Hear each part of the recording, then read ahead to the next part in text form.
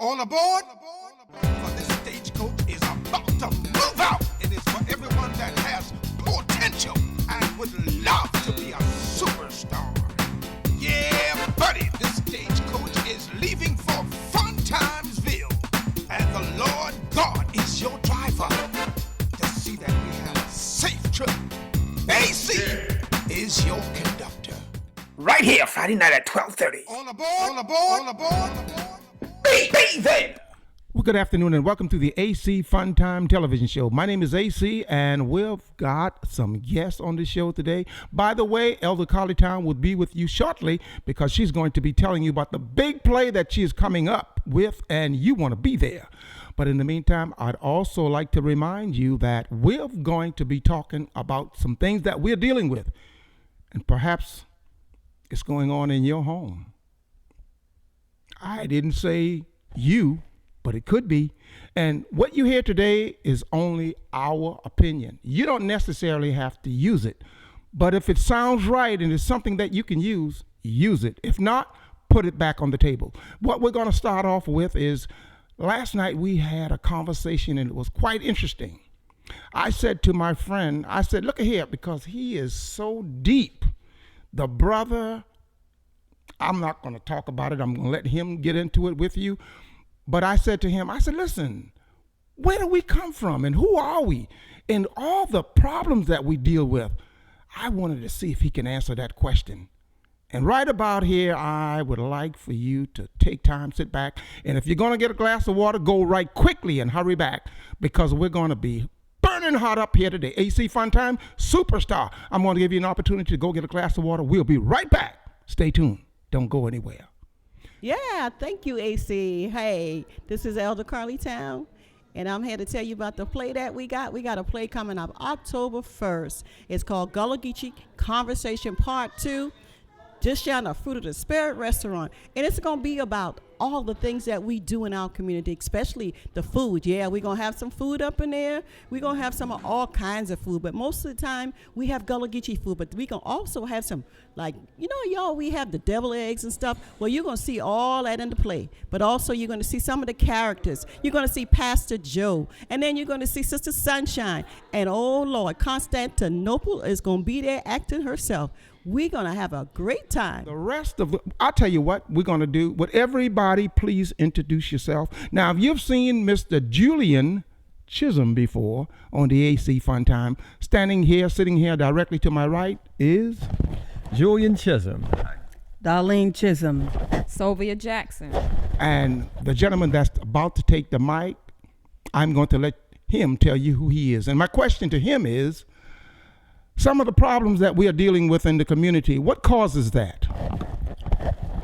My name is Bernard King, and to speak directly to the question, what causes it is it goes deeper than a cause that's visible.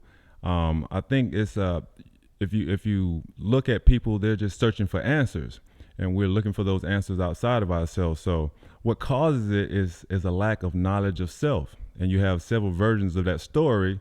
And so basically we have to know who we are, and how do we do that is I guess a deeper question that we must answer. So what you're saying, now anyone can jump in. So what he is saying is until you know who you are, as you said last night, when you first meet someone, you're not actually being yourself. You're doing what? You're meeting that representative. So you're being a representative. You're being someone else. When you first meet someone, you put on a show. And that's a part of a problem. Later on, when you get to know that person, you find out you're dealing with a different person. And then that person has to adjust to this new person that they just met. Quite interesting. All right. Do you all agree with that? As I said in the beginning, what we say today does not have to be the gospel for you. If you can use it, use it. Now, I'm going to give the mic to whoever would care to just elaborate on some of the things, because last night we discussed the fact that it has to do with our food, the environment, and a whole heap of things that cause us to not be able to communicate effectively. Who wants to take the mic? Well, in terms of environment, in terms of food, and then what Mr. Jackson mentioned, knowing who you are, okay, that's the starting point. Just knowing where you are, who you are, where you are would definitely be inside of your body, of course, but knowing who you are, that comes through consciousness, being aware, and that's not an overnight process. That's something you have to practice. And it's the same thing with eating food. When you're consuming food on your body, you have to be aware of what you're consuming. And if you're not aware, then you basically, you're unconscious and you'll get the effects of it. So what you're telling me is food does have something to do with the way we communicate, who we are. That's what you're telling me? Okay. Bernard, talking to you a little bit here. Last night we also talked about the fact that sometimes John Henry could say or do something, and we came to the conclusion that what John Henry did is not necessarily who John Henry is. You have to really know John Henry to know the intent. What was his intention? Because sometimes when you meet a person, they do or say something, and someone else gets an interpretation. That's their interpretation of that, what that person said or what they did. And then they go and tell someone else their interpretation. But that's not what the guy said, or that's not what he meant. Talk to me about that. All right. Well, speaking about intention, it's not necessarily only the intention, because just thinking about it, like let's say you are praying for money. When you pray for the money, can you eat the money? Can you do something tangible with the money itself? No. So what you really should be praying for is what you want instead of the money. So we don't need money. We need what we need. So we need the food, we need the light bill paid, we need water, or whatever the case the money may allow us to, or act as an intermediary for us to get. So people want answers to their spirituality. That's what I see. I see people wanting answers to spirituality, but they're getting their answers from a third party, an intermediary. But can you trust the intermediary? You got guys saying that, okay, you getting your God from the white man, but you can't get your God from the white man. You're only getting some hearsay from the white man. The only person that will give you information that's not hearsay is, for me, holding the mic. The person that when I stand in front of the mirror, that person in front of the mirror is the person who can give you your answers. Well, you say, well, I don't know if I haven't been taught it. Everything that you need to know is within you. So that's where you need to start. You need to look within. And if you want the world to change yourself, because I am my world. So if I want to change my world, I'll start with changing me, and then the rest should follow. The first thing you have to do is you have to question. And I think that we've been taught not to question. So in order to receive an answer, you must first question it. So you ask the question, or you question, what I like to say, question everything. Mm-hmm. And then what's the next step? How do you know thyself or know yourself? You know, one way is into meditation. You know, you quiet your mind, you quiet yourself, you know yourself through meditation. What I'm hearing from you is that we shouldn't be judging other people. We should question ourselves as to what did we just hear? What did Henry just say? Did Henry mean what I thought he meant? And then are you also saying that sometime we need to double check with Henry? Say, Henry, did you mean so and so? Is that what you're telling me? Are you telling me that we should question ourselves, and in doing so we should also question the person that we're communicating with? Is that what I'm hearing? You should question it, but you should question your interpretation of it. You should question your perspective of it. You should question how you're seeing it and why you're seeing it that way. And so that comes not necessarily from John Henry, but from yourself. What experiences, what things have happened, what's going on within yourself that makes you see that perspective in that way. But now, I've seen a whole lot of time, Michael said something, and Henry, perhaps he did question himself, but he still came to the conclusion of his own interpretation of what Michael said. Now he goes over to Lewis and tell Lewis what took place, but it had nothing to do with what Michael said. Michael didn't say that. Michael didn't mean that. So how do we get this thing straight? Because that's a lot of our problem. We're going around interpreting what someone else say and putting our handle on it, and it's causing a problem. And you, of course, you know that by the time it gets cross town, it's all different. Now, I want somebody to respond to that. We just have to remember that our experiences shape our perception of things. And that's exactly what I was going to point to, because you said, well, Henry gets it. He puts his own interpretation of it. Well, Henry isn't putting his interpretation of it.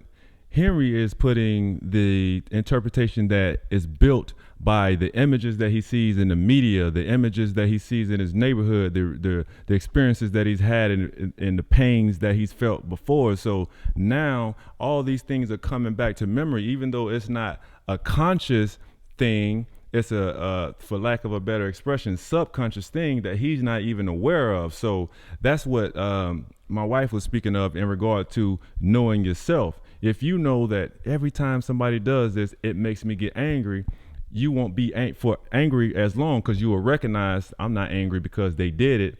I'm angry because of what they did reminded me of an experience that I had that causes me to remember that anger. So you're not angry at the person. So when, quote unquote, someone wrongs you in the community, whether it be a cop, whether it be your next door neighbor or whatever, you will say to yourself, okay, I'm not really angry at that person. I'm angry at the fact that what he did reminds me of when I used to be like that. And so I dislike him making me remember feeling or being that way, because now I don't like, I've changed myself and I'm not like that no more. Now you reminded me of the habits that I used to have. And so now I'm looking at you like you need to change. No, you need to realize that you were once the same way and you needed to change at one point in time. And so instead of now being upset or angry at Henry or Leroy or John, you keep changing the names.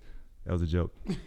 Instead of being angry, what you need to do is allow those people to have the same opportunity that you had to change. And what you can do is either come to them in a manner that is not offensive and talk to them, or else just back off and have some patience with them, you know, instead of adding fuel to the flame and throwing an insult or telling them what they need to do or what they should do, when all that's going to do is make them get defensive. So we need to aim at the problem or aim at the solution and not the problem. Getting into effective communication. And what effective communication mean is that if a person is saying something and you don't understand or you believe you understand, then what you need to do is repeat it, what was said, so that way now both party has heard what was being said. So when you take the information, you know you're taking it correctly because you repeated what the individual said. You're being entertained by AC Funtime television show, and we're going to take a break. Don't you go anywhere. If you're going to go in the kitchen, go right quickly and hurry back, because we're going to come back and we're going to talk about solutions, because we've got a whole lot of problem and families are not like they used to be. We don't have dinners. We don't fellowship like we used to. And there's a reason for that. My friend here to the left, Bernard, he feels like it's in the food, the water, and some of it is lack of knowledge. Hosea 4:6 says, my people are destroyed for lack of knowledge. And we're here today, and I'm not telling you what we say is gospel. You think about it. If it's something that you can use it. But don't go off and tell the neighbor, you know, Arthur Chisholm said, no, he did not. I didn't say such a thing. I told you what we felt, and we express what we see. That's our perception. Hope you use it. Be right back. This is AC. If you've got Comcast C2, tune in every Friday night at 12:30 and again Saturday morning at 9:30 for the AC Funtime television show. If you have talent and would love to be on the show, contact Arthur Chisholm 843-200-4487 or Elder Carleytown 843-735-2189. Look here, are you having an event, gospel or R&B? Need a band, a DJ, or videographer? Contact Arthur Chisholm, Facebook, or Elder Carleytown on Facebook. Please subscribe to AC Funtime TV on YouTube. AC Funtime, Comcast C2, 12:30 Friday night, 9:30 Saturday morning. Be there. Yeah, thank you, AC. Hey, this is Elder Carleytown, And I'm here to tell you about the play that we got. We got a play coming up October 1st. It's called Gullah Geechee Conversation Part 2. Just down the Fruit of the Spirit restaurant. And it's going to be about all the things that we do in our community, especially the food. Yeah, we're going to have some food up in there. We're going to have some of all kinds of food. But most of the time, we have Gullah Geechee food. But we can also have some, like, y'all, we have the deviled eggs and stuff. Well, you're going to see all that in the play. But also, you're going to see some of the characters. You're going to see Pastor Joe. And then you're going to see Sister Sunshine. And, oh, Lord, Constantinople is going to be there acting herself. We're going to have a great time. Yeah, this is a sequel from last year's play. Matter of fact, we got some people who was there last year, and they're going to give you some testimony about what they saw last year, and we got more new people coming this year. I'm so excited to see this new play by Elder Carly Town that is coming out October 1st. I can't wait. I'm going to be there. I hope you'll be there too. Well, I sure hope y'all are available October 1st. Come on out here and see the Conversation Part 2, the Gullah Geechee Conversation Part 2. I'm going to be working with Elder Carly on it.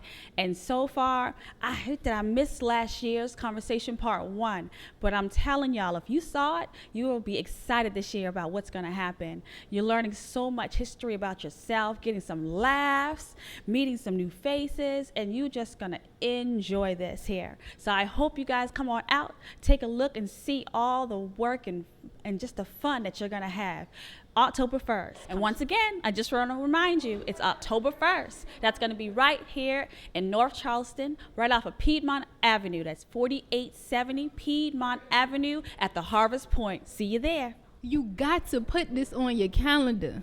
Y'all don't hear me. You got to put this on your calendar. October 1st, you're going down, Gullah Geechee Conversation Part 2. I'm going to be in the play. I want to see y'all out there. No, I know I'm going to see y'all out there. I heard about this play. I'm going to check it out. It's going to be a bomb. This year, Sister Sunshine. I want to see y'all at the play. Look, y'all. This Pastor Gullah Joe. Come October 1st, Fruit of the Spirit restaurant play. Come see me. I got something for tell you. I'm going to preach to you. Well, hi, it's AC for AC Fun Time Television Show. We ask that you stay tuned, be patient with us. We'll be right with you in no time. We're traveling. We're trying to create a better show for you. Quality entertainment, clean fun and entertainment. We're coming to your city, your town, your state. So if you've got gift, talent, or if you've got information that can feed the minds of the people, please give us a call at 843-200-4487 or email author.chisholm.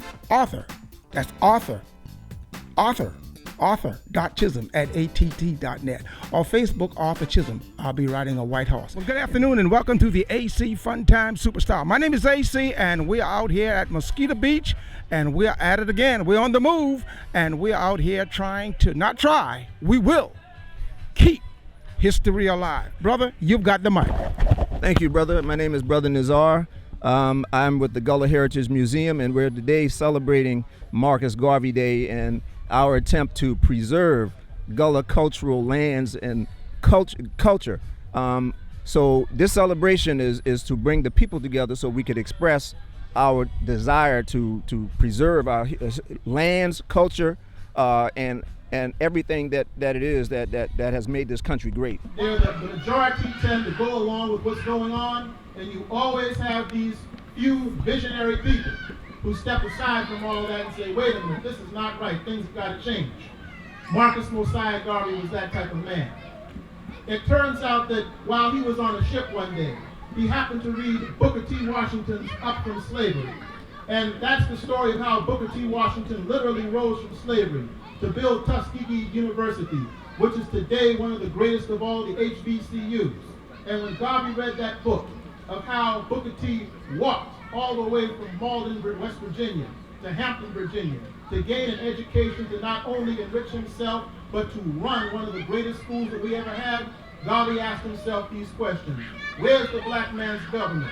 Where's the black man's king? Where's his kingdom? I saw none, and I thought I would build them.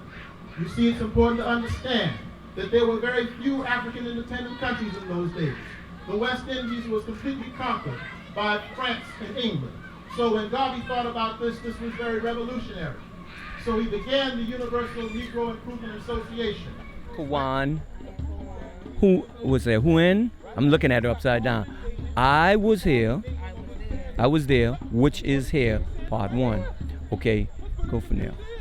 Lekum ai mara nuwapu. Let's see. Af pa mukwanu shail paan kawak atun rabu. You, for you, my beloved Nuwapians, of the original of the planet, of this planet 24. They call this planet 24, Project 24. It was all right by you guys to share a story with you guys. It's a story about how an African American, a Negro, a nigger, how he became a soldier of the Massachusetts 54th Regiment. Now I portray, as I go around the country, I portray the soldier called Jack Cunningham. He was a slave on the Cunningham plantation in Virginia. So if y'all don't mind right now, I will no longer be myself. I will transform myself into Jack Cunningham.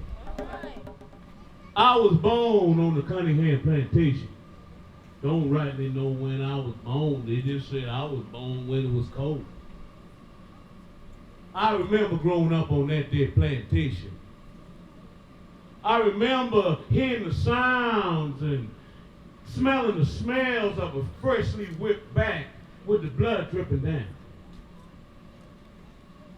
I just remember when I thought I lived to see the worst day of my life, when I saw those patty rollers, damn near slave catchers, bringing back my pappy. They was dragging him behind the horse, and I hear my mammy say, "Oh, he dead." I thought that day was the first bad day of my life.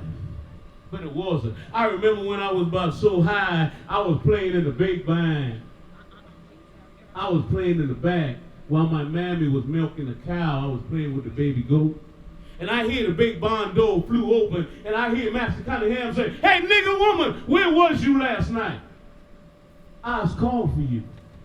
Said, "Don't you know when I call for you, you come to me?" Eyes on everything here. Eyes on this your barn. Eyes on this your land. Eyes on that thing cows you's a milking. And when I call for you, you come to me. And I hear my mammy say, "No, Mr. Cunningham, no." I was so scared I didn't know what to do. I just stayed back there, and I just shook and I cried. And when I heard Master Cunningham left the big band, I came out and I saw my mammy. She been laying in the hay. She been fixing up, she said. I started crying. My mammy tell me, "Don't cry. Because let me tell you something, boy. He can take my body, but he can't take my soul. And you remember when your pappy tell you, you run to freedom. No man should be in chains." You know, I remember the first time I ran. I must have been gone about a whole day before they caught me and they brought me back. Master Cunningham said to me, he said, "Jack, you disappoint me. I was going to give you my name and you go off running off, making me look bad. Hell, I lost a good horse chasing you, got stuck down in the soft sand." He said, "I was going to have to give you a whooping. And not just any whooping, the grand whooping." See, back then on the Cunningham plantation, see, a grand whooping was when them white folks, they called other plantation owners, they called them to come see. Come see the whooping of this uppity nigger. You know, the one who think he should have rights equal to the white man? Yeah, call all them niggas around. Let us show you what we does to them. I remember he tied me to the side of the big barn.